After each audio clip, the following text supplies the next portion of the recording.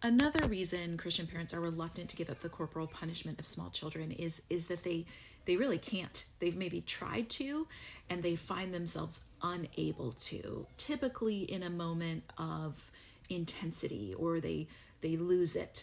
So a child pushes their buttons, or it's just been too much. Circumstances have been so overwhelming, and they maybe don't want to be a parent who relies on corporal punishment, but they find themselves returning to that and kind of unable to get unstuck. And I hear from some of you, and I really appreciate and respect the honesty of parents willing to admit this, where they don't want to parent in this way. They've prayed, they continue to pray about it, but they don't know how to do it differently because of the intensity of parenting's demands. And a commenter described this really well and said a lot of parents are dysregulated.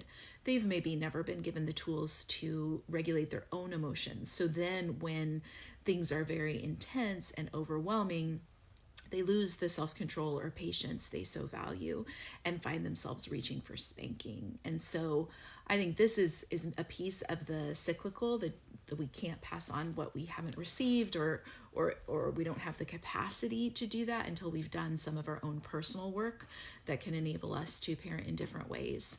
But I think that's a lesser known reason people talk about maybe they want to give it up but can't.